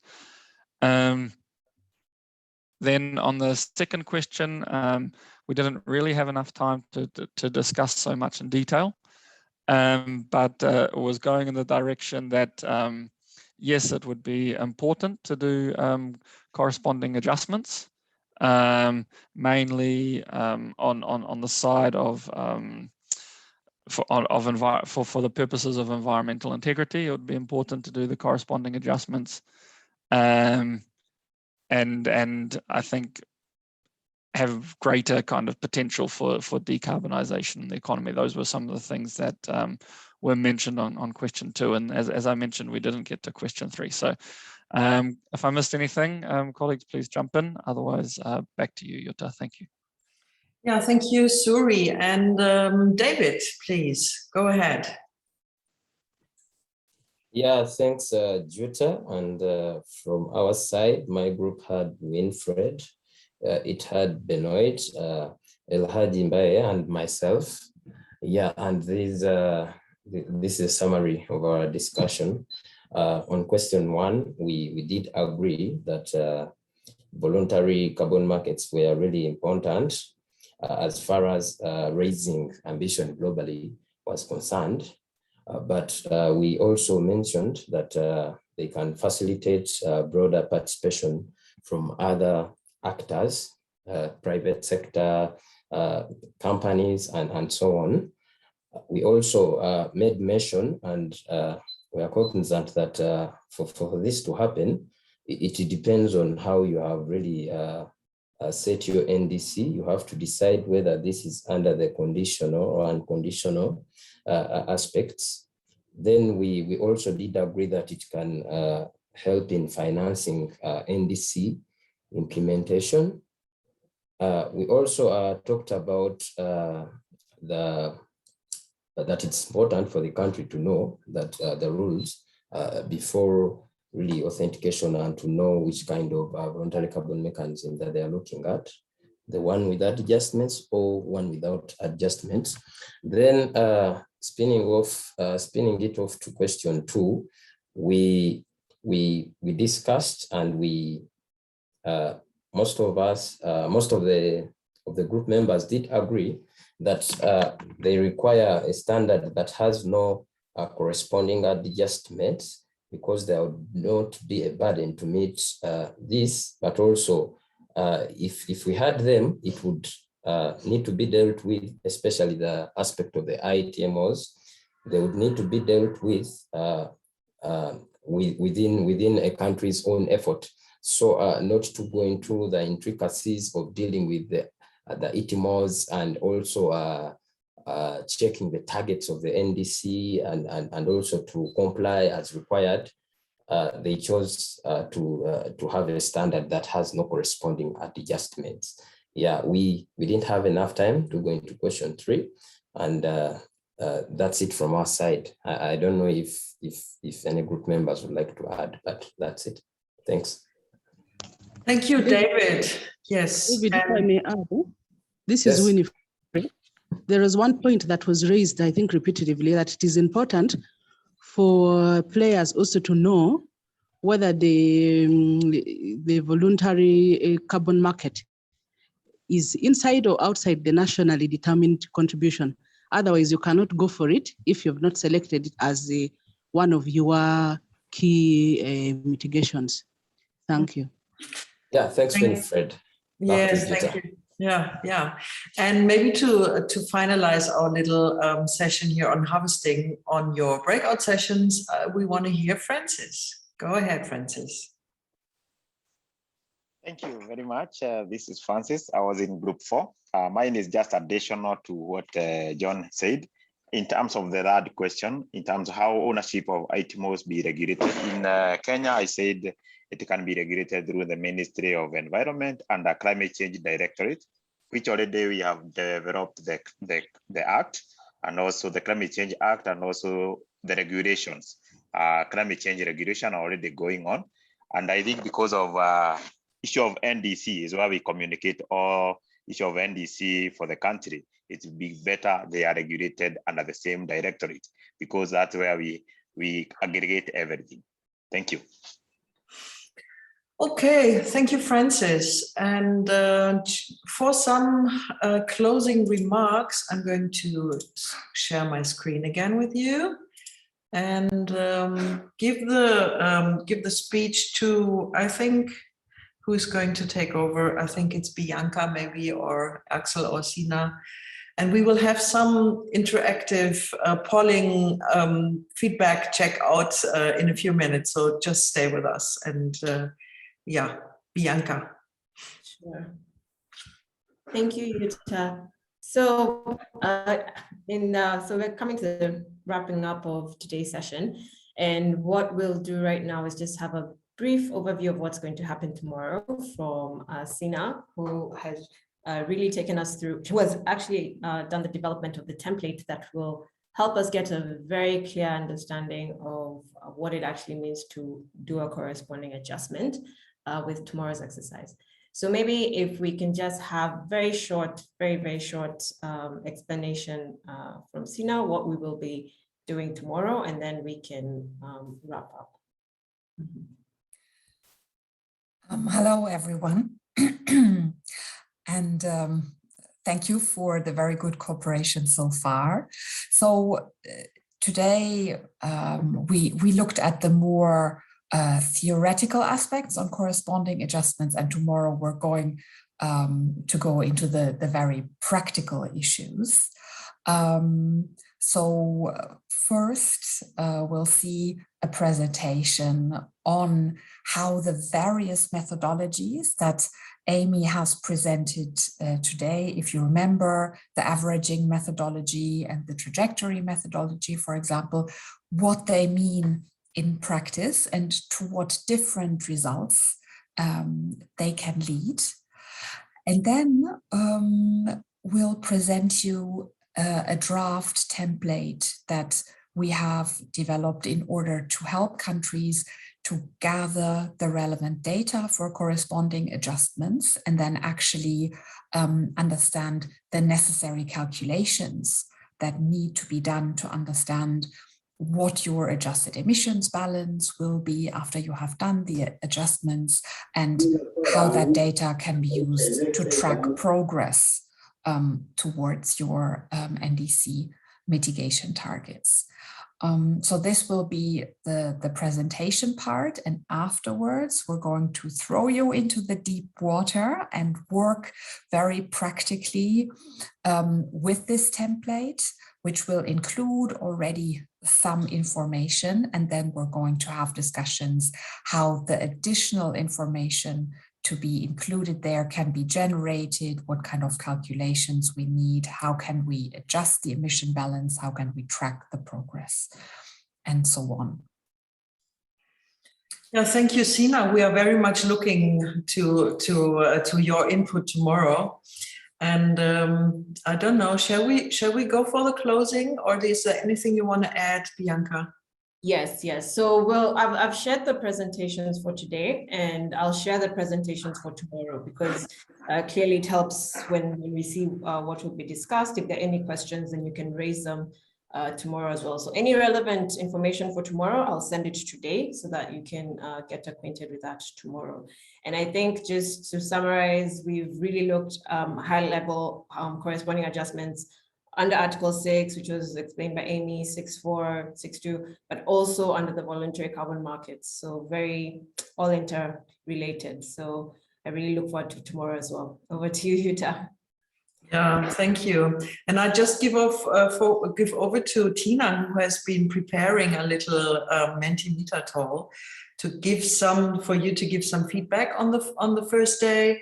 So we are all learning. So we want to know from you what was right for you, what was good for you, what do you expect, or what do you wish for tomorrow's content and process. So Tina, go ahead. Yeah, exactly. So I've posted a link in the chat. If you can click on that, it should open in your browser. If that doesn't work, just copy the link and paste it in the browser yourself. And like Jutta said, we have 2 slides. The first one is what did you enjoy about today's session? And the next one is then on what do you wish for the next sessions? So please go ahead. Please let us know if you have any technical problems. And yeah, because we want to do this as participatory as possible. And of course, we want to meet your needs. We're really looking forward to hearing from you. And I'm going to share my screen so we can see what's coming in. Whoops. Yeah, and just take your time to think about what you want to share here, and everything is fine. It can be a word, it can be something emotional, it can be something content related. Just feel free as a whole person to answer this question. We're not only brain, we're also heart, we're also body. So we are looking forward to your feedback. What do you enjoy today? And it's also good to wait a little bit until the answers are coming. Use cases and hearing about the country experience. Yeah, so I think on that particular one, we have a session on day 3, which will give a practical example from West Africa as well. We'll be looking at Senegal. So, or rather, well, that has bilateral agreements in place to undertake the transfer of ITMOs. So we'll expand a bit more on that then.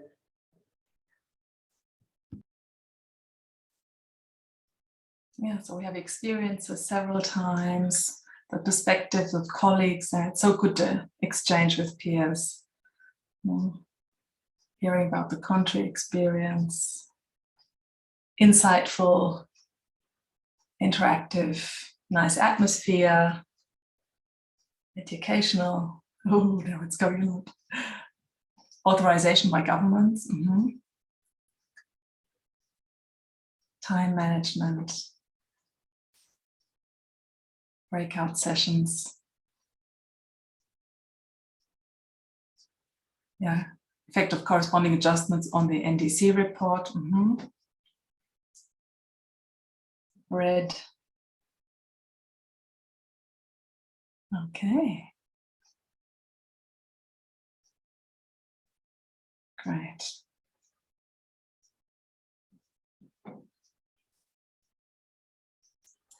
So maybe we go to the second question, and still things are coming in.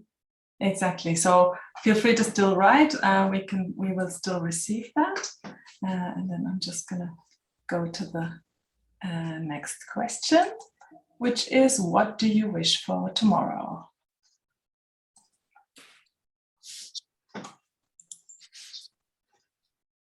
And again, let us know if you have any problems with that.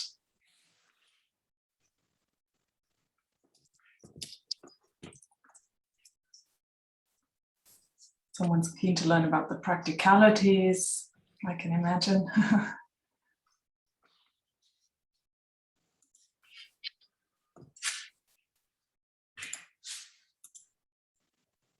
More breakout sessions, yes. Practical computation, unbundling ITMOs, open and free discussions, a deep dive of the training materials in advance, interactive, practical. Yeah.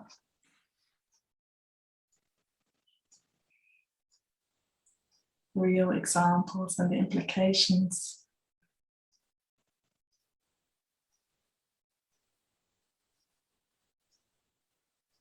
Good.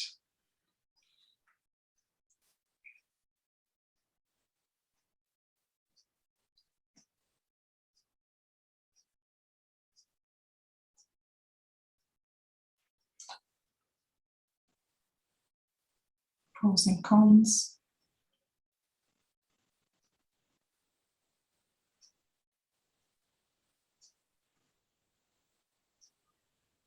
Okay. Yeah. Thank you, Tina, for sharing this. So. And don't worry if you've written something that's not here yet, just sometimes it takes a little moment, but we will still look at it afterwards. All right. So maybe Bianca, you wanted to, I think, give some closing bye-bye. And before you do that, I would just have a little information for the organizing team that we are meeting for after work reflection in about half an hour. And let's just stay here, or at least I and Tina, we will stay in this room. So just come back here. And so Bianca. Yeah, I think we've actually wrapped it up now. Thank you everyone for participating, for taking part in the Mentimeter, in the breakouts, really for staying through the whole session. We're really looking forward to having you tomorrow. We will have a recap that will really capture everything that we discussed today. So with that, we'd like to close it for today, and we'll see you tomorrow. Bye everyone. So bye everyone, and if you want to just open your microphone and say bye-bye in your own language. This is nice to hear a lot of different languages. Bye-bye, bye-bye. See you tomorrow. Asante sana. Yeah, cheers. See you tomorrow. Bye. Bye. Bye. Kwaheri, kwaheri. Kwaheri. That's nice. Yeah. Wunderbar. Yeah. Tschüss. Schönen Tag. Bis morgen. Bis morgen. See you tomorrow. Bye-bye. Oh, good. Bis morgen. Bis morgen. Bye, Rose. Bye, Rose. I'm sorry, I've just joined because I was held up in another meeting. It's sad. I'm sad I missed training. But I hope tomorrow I'll be available for the training. We hope to see you tomorrow, though. We'll Yeah. Auf Wiedersehen. Bye. Bye. Wiedersehen. Cheers. Cheers. Cheers, Rose. I'm Rose from Kenya Forest Service. Yeah. You're looking nice. Okay. And I know in Kiswahili you can say jambo for many things, but can you also say it for goodbye? No, goodbye is Kwaheri. Oh, okay. Yeah. But jambo's like hello, welcome, how are you? Good.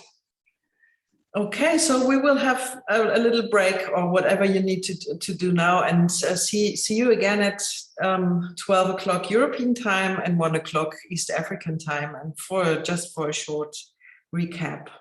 And I will stay here. Will you also stay here, Tina? Yeah, but I will. You want to stop the recording? Oh yes. Thank you.